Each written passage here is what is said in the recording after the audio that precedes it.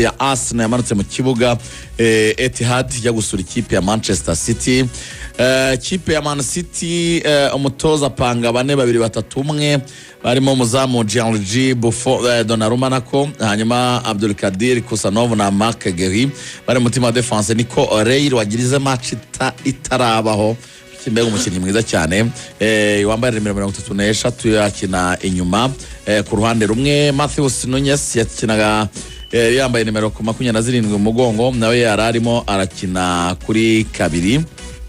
Hanyuma Bernardo Silva na Rodri bari hagati mu kibuga, imbere yabo hakinaga abakinnyi batatu barimo Antoine Semenyo, Ryan Cherki ndetse na Jeremy Doku.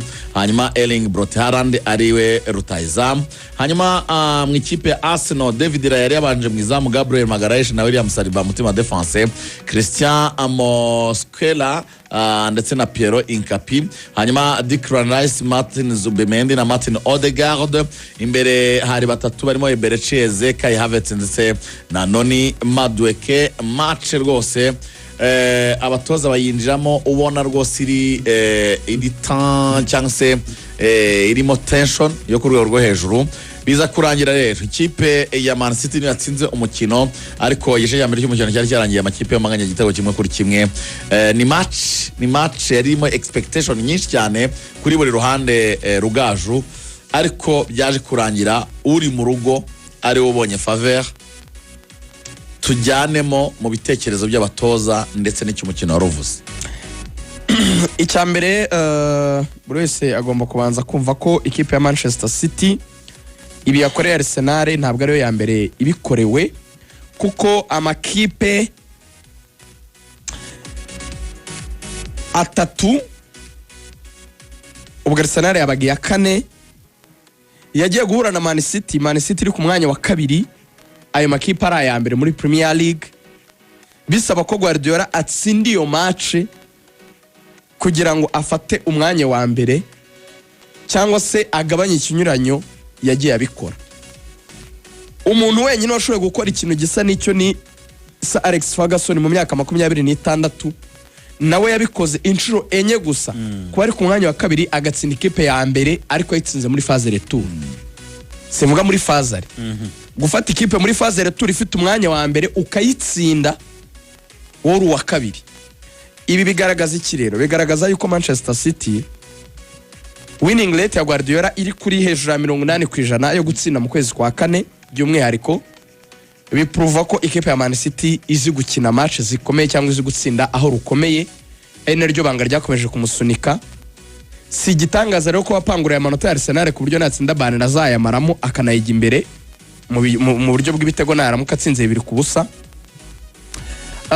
Ibi rero bigasa naho mu by'ukuri byongeye gushimangira ubushongore n'ubukaka bw'ikipe ya Man City mu bice tugiye kugarukaho bike cyane. Reka duhere ku kintu cyitwa gutwara igikombe. Gutwara igikombe ni ijambo ubwaryo riteye ubwoba. Kuba uwa mbere biteye ubwoba. Biteye ubwoba kubera yuko iyo uyoboye nka kuri Arsenal yafashe byibura guhera mu kwezi kwa 10 ikabi ya mbere, ubuhindutse umuhirwa buri kipe zose zisigaye ugomba kuba uri mwiza cyane, kuko buri wese abashaka kuguhagarika. Ibyo rero Arsenal imaze igihe irwana nabyo, irwana no kugumana umwanya wa mbere, ariko ijambo rigaragaza ko ufite ubushobozi bwo gutwara igikombe naho rukomeye cyane, when it mattered most. Aho rero no Guardiola azi gukora cyane, hagaragaye ko Arteta adashoboye gukora. Ikimenyetso nuko Arteta match enye ziheruka zose za championnat ikipe Arsenal yagiye igaragaza intege nke ku rwego rukabije cyane. Uko kwezi kwa kane ateyemo match 5 Arteta atakaze 3 anganya 1 atsinda indi. Niba turimo turavuga ngo ikipe irashaka igikombe, ikabishobora gutsindwa na AFC Bournemouth, ikabishobora gutsindwa na Man City bahataniye igikombe, ikabishobora nanone Nepo bijyananye n'igikombe ugakurwamo na Southampton watakaje Carabao, ukimara gutakaza Carabao no na Southampton gukuramo none ugeze muri phase za nyuma igikombe wakagitwayemo. ibi ni ibishimangira ko ahari ingufu zakoreshejwe mu gihe kitari ngombwa, igihe cyari ngombwa zirashira cyangwa zirabura. So byatweretse ko Arsenal si ikibazo cya Man City gusa yitwara igikombe cya shampiyona, si na Man City gusa yitwara Carabao, ni n'ikibazo cy'uko ntabwo yarivariza kuko no ku makipe mato nka Southampton yagaragaje intege nke. So iki kiba ari ikibazo rero cy'ikipe muri rusange. Wewe wari positionye wishyira mu mwanya buri wese yakureba nk'ikipe ikomeye, ariko mu by'ukuri udafite ibirwanisho bihagije mu gihe byaba bikenewe ko ugomba kugaragaza imbaraga. So icyo ni icyambere, mentally they are not ready. Iki nicyo babisobanuye. Hari abantu bazakubwira ngo Man City abakinnyi beza ngo bakomeye ngo Pepe asanzwe abikora, iyo ni ingingo imwe, ariko se Southampton yagukuyemo muri FA inshuti yanjye bite? Ntabwo ufite ubushobozi burevariza n'ikipe nka Southampton. So, ni ikibazo nyine kiri mento, si ikibazo cy'abakinnyi. Kuko iki gihe muri football bakita ni igihe cyo kurwana psychological battle, ni urugamba rwo gutekereza. Ni urugamba rusaba ubwonko kuko ingufu z'umubiri ziba zaragabanutse cyane, ariko urabishaka bingana iki, wa fightinga bingana iki.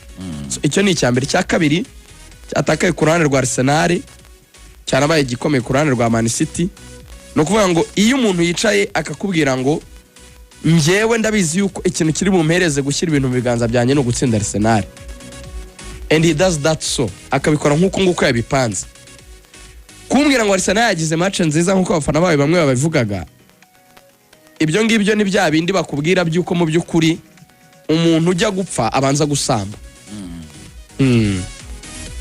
Ntacyo bimaze, end result arapfa.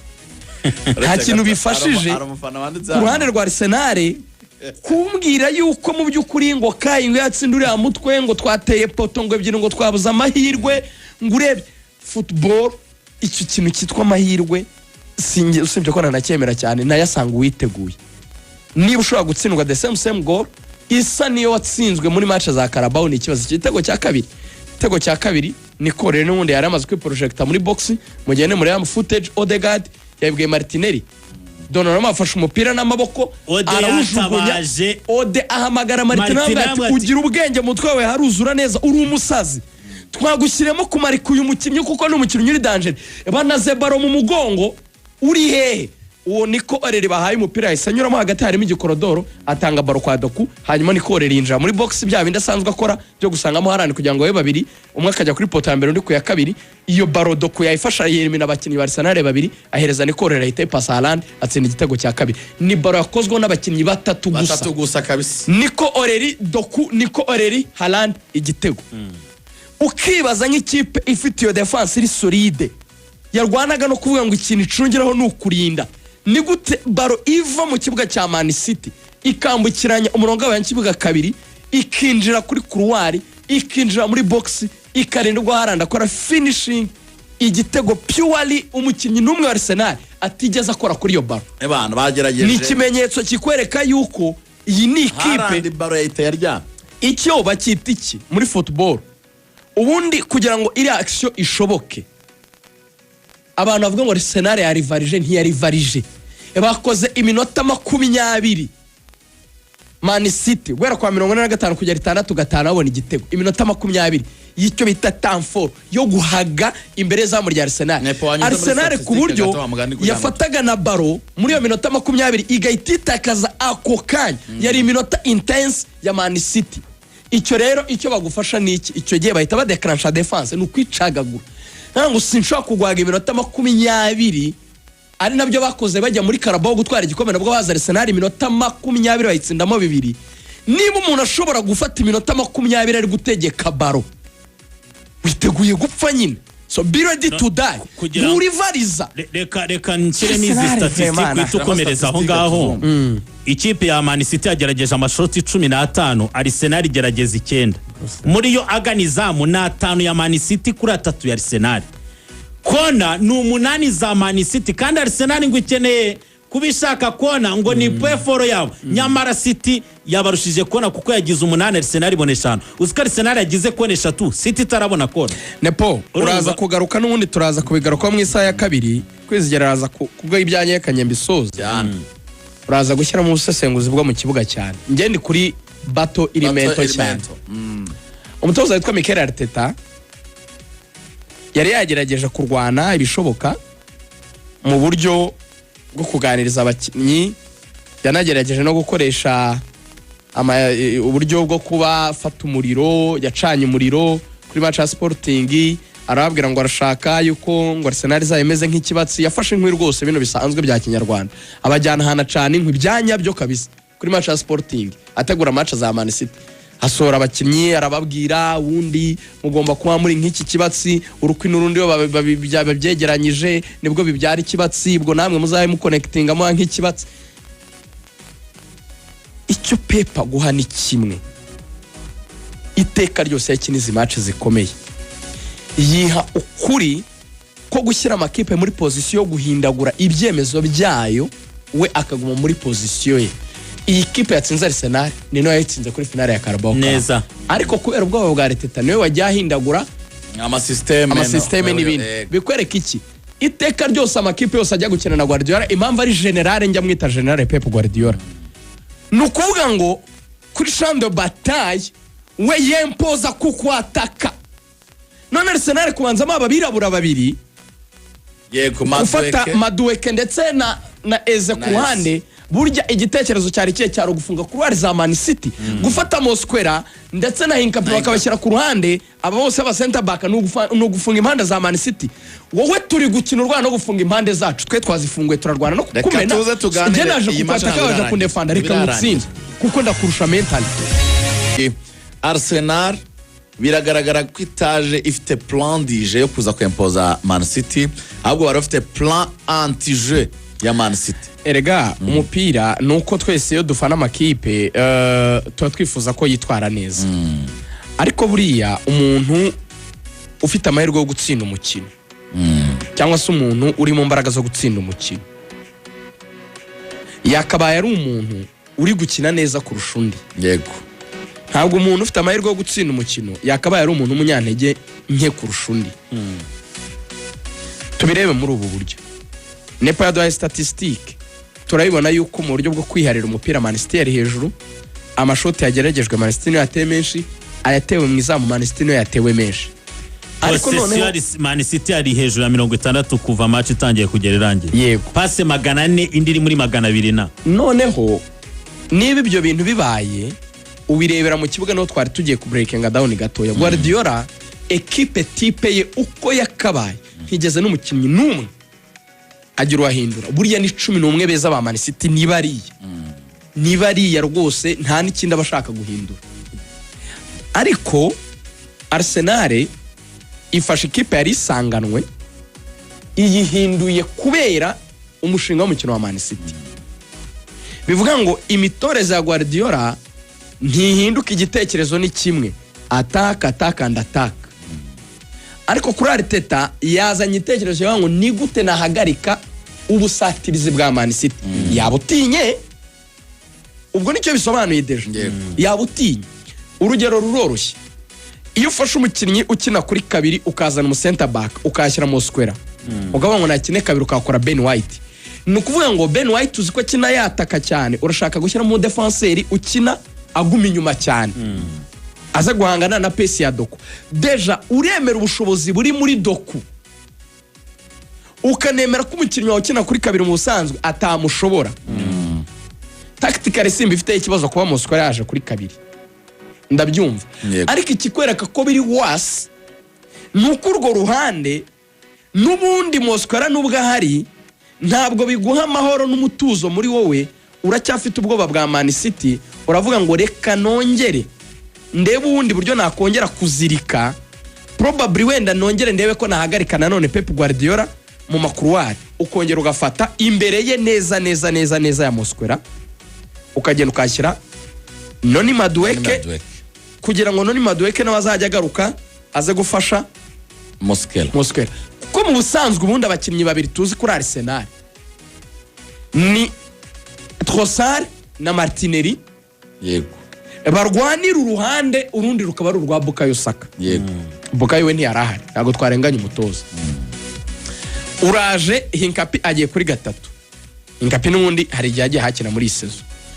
Ufashe na ESE umushyize ku rundi ruhande, umuhengetse ku ruhande, ibyo kumuhengeka byo si ikibazo, wenda yanahakina kugira ngo nawe afatanye na Hinkapi kuza gufunga uru ruhande yego ruriho Semenyo na Bernardo Silva. Abakinnyi ba Arsenal ntago badefenderaga mu kibuga cya Arsenal, oya ba pressingiraga Man City mu kibuga cya Man City rwose, basohokaga bakayisanga mu kibuga cyayo bakayipressinga kugira ngo babuze gusohora umupira. Man City gapossessinga gahoro gahoro ikareba ukuntu usohora, Arsenal ikagira icyo kintu cyo kuba solide muri defense yayo. Ariko ikibazo nari mfite ni mu gihe ubonye umupira urawukoresha iki?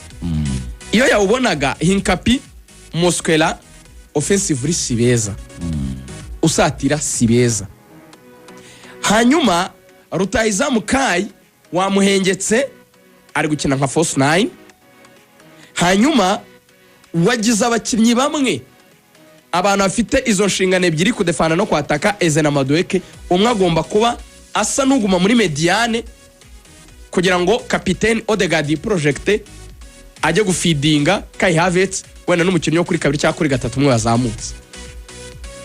Mu by'ukuri hari ikintu cyo kuba very conservative cyangwa kutirekora yagije mu gusatira mu rwego rwo kugira ngo bequilibre defense na attaque, batinya ko Man City mu gihe batakaza umupira yahita bataka cyane ikabatsinda. Ubwo bwoba rero nibwo nashakaga kuvugaho gatoya. Ubwo bwoba butuma iteka bakwireserva iyo ukina na Man City, ukumva ko ufite double chance, ukumva ko kunganya bihagije. Arteta ubugize gusa, Arteta arabugize kuko match ebyiri zerukanganyije na Man City kuri iki kibuga.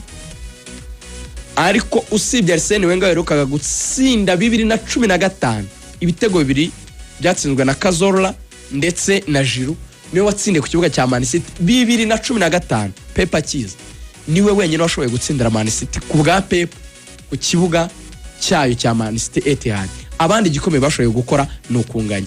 Bivuga ngo iki? Si indwara y'ubwoba ije muri Arteta gusa, ni indwara nawe nayi yabanye nayo n'abandi bose batoje Arsenal nyuma yawe nga babanye nayo. Bisobanura iki?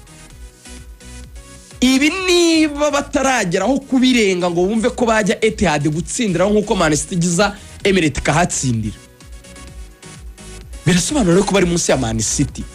In other words, niba udafite ubushobozi bwo kuntsinda, wikumva yuko wantwara igikombe kuko uzaprofita ngo abandi ngo bazakunsindira. Ntabwo wari wagera kuri level yo kurivariza niba utanyitsindira. Ibi bintu kugira ngo Klopp abishobore, umwaka yatwayemo igikombe yarushije Man City amanota 10 yarayitsinze. Be ready to beat me niba ukeneye kuntwara igikombe, kuko na Pep igihe yatwaraga yatwaraga Klopp ibikombe yabwa yamutsinze. Ndabyibuka ari na match yamutsinze 2-1 cyajya yamurushije inota rimwe. Igitego cya kabiri cya Man City cyo gihe cyatsinzwe na Leroy Sané, ishoti rikomeye cyane. Icyo gihe Liverpool itera n'umupira Stone zawukuriramo mu murongo, cyari bigiye kwa 2-2. Nabwo byari byatangiye bamurusha amanota 9, araza agenda panguru atsinda match 14 za nyuma. Now isomo twakuramo ni irihe? Icyo nshaka kubaza ni kimwe. Uwo bita Arteta nimugoroba interview yari ngufi ariko yari yasobanuraga ko atarare kuri igikombe. Yagize ati the Premier League bari bamaje ati uracyategera kuri igikombe. Aravuga ngo they have a game in hand. We are 3 points ahead, 5 games to play, game on. Nuvuga ngo ntabwo turarekura. Ntabwo bakarekuye, ntabwo turarekura. Byongereho witwa Declan amaze match ikimara kurangira batatu babakinnyi ba Arsenal bamufesinze kwa kuri nyine match kirangira abantu uri hafi ugasuzanya nabo. Yari captain Ode, yari Kai ndetse na Jokles. Yabwiye ngo it's not done. Ni ryo jambo ryo nyine yababwira uwamugeraga wese. Ni nk'ubutumwa yahise ategura Declan ako kanya. Uwamugeraga wese urumva ko n'aba grand joueur.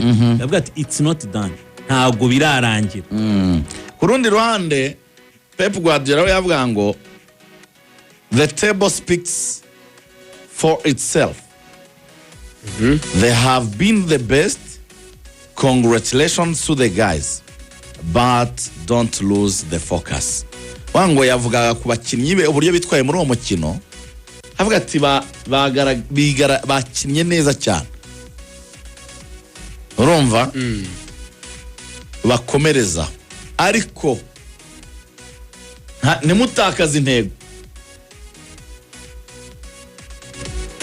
ubwo uravuga isomo nawe urahamanya na Arteta ko igikombe atarakirekura hanyuma turebe na games basigaranye harimo tumaca turi tricky wapfa kugiriramo akizere nk'ibane rero no gukubitwa ntacyo kubaza Man City ifite Crystal Palace ikagira Burnley ejo bundi kuwa gatatu irahera kuri Burnley Crystal Palace bazashakira undi munsi wo ni kirarane bakagira Everton bayisanze mu rugo away bakagira Brentford mu rugo bakagira Bournemouth ya Iraora match 10 nawe waje bakagira Aston Villa iri unpredictable bari mu rugo umva nkubwire Guardiola hari ikintu kimwe agenderaho nka principe kandi icyo kintu twari kiganiriye hano imyaka ibaye myinshi pe Guardiola arakubwira ngo as long as it is in my hands biri mu biganza byanjye I can control it nabigenzura nkabiha umurongo ibintu bisize mu biganza byanjye nkaba nzi ko ninsinda imikino nsigaje igisubizo ari uko nzatwara igikombe mu gihe nzarusha Arsenal ibitego nayo mu gihe yatsindiye yayo urugamba ruba rugiye kuzana no gutsinda ibitego byinshi agiye kuzajya zinyagira nta nubwo agiye kuzajya zitsinda azajya zinyagira kuko harimo na bato noneho y'ibitego kuri iyo bato y'ibitego banishwa kurya nk'ibitego bitandatu kugira ngo utinyemo iyo bato y'ibitego turajya muri uku kwezi kwa kane Man City teyemo match enye ziri ku rushendo ushyizemo na Carabao imbere y'ukwezi kwa kane gato murabyuka ko yahuye na Chelsea ikayinyagira itinjijwe muribuka ko yahuye na Liverpool ikayitera binitinjijwe muribuka ko itsinze Arsenal 2-0 ikongera Arsenal 2-1 match enye ikinyemo n'ama equipe yo muri Big 4 nushaka kwitayo muri top 4 kwabaze top 4 iyo Chelsea Arsenal na za Liverpool zibazirimo izinjije ibitego 11 yinjijwe kimwe Arsenal ifite Newcastle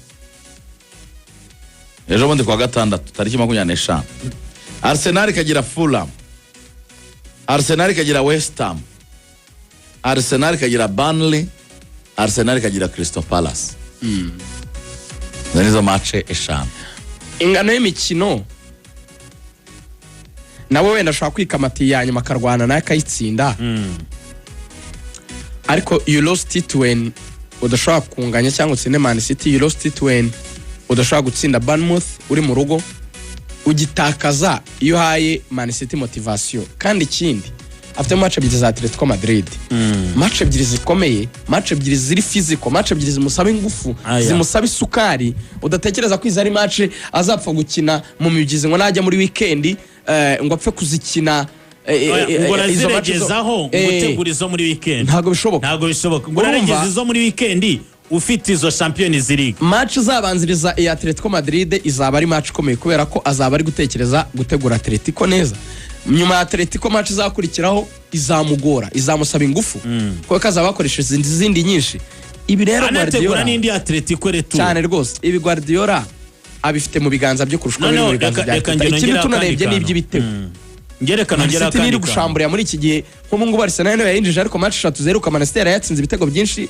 yaratsinze ibitego 9 itinjijwe igitego kandi kina nayo ama equipe manini uri gukina na Liverpool yabasara nabakudiga kupona abandi ari gukina na Chelsea yabajo Pedro n'abandi ntigeze yenjizwa igitego 70% kiri kwa Pep no tariki 19 z'ukwezi kwa gatatu aba bookmakers bavuga ko Arsenal ifite amahirwe ya 91 icyo gihe City yari ifite 9%.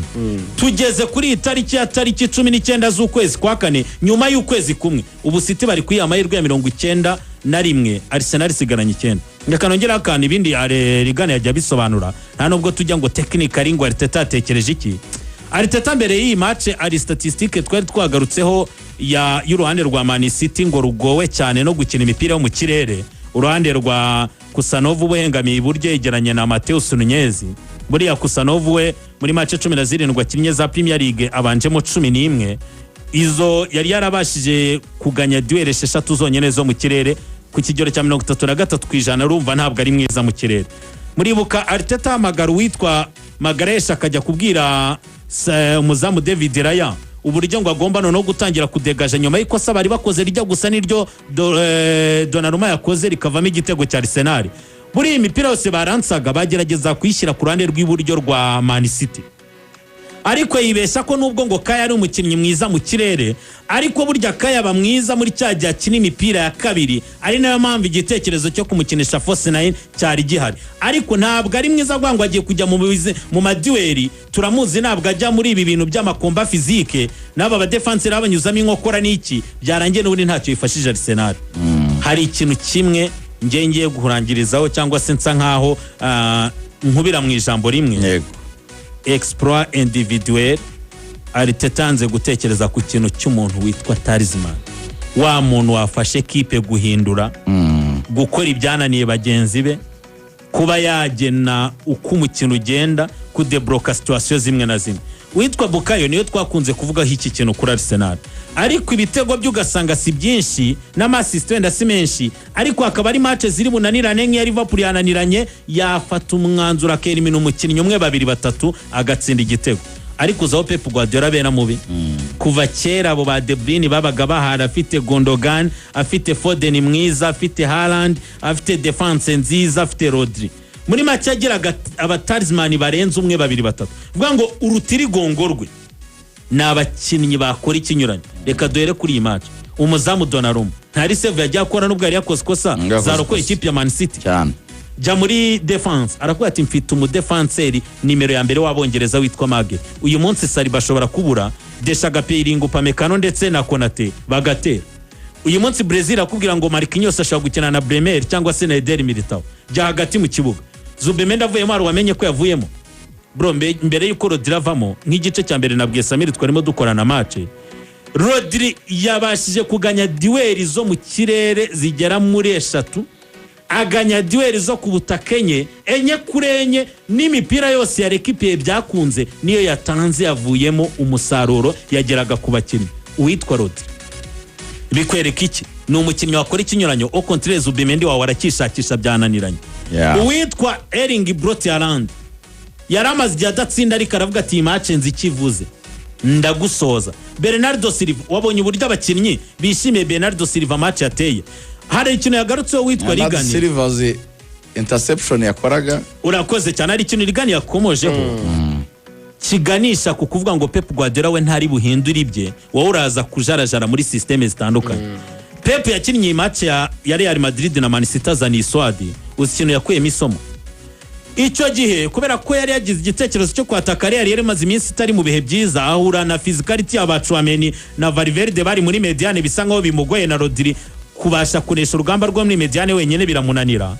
Icyo yakosoye yicaje Bernardo Silva amwibutsa ko ari umukinnyi ushobora byose, ya defanda neza mu gihe akeneye kudefanda, yanakwataka mu gihe bibaye ngombwa. Bernardo ntiyigeze ava iruhande rwitwa Rodri. Uzi ko contraire Rodri ari igihe asohokana umupira ukabona Bernardo isaza kumukuvura kuri nimero 6.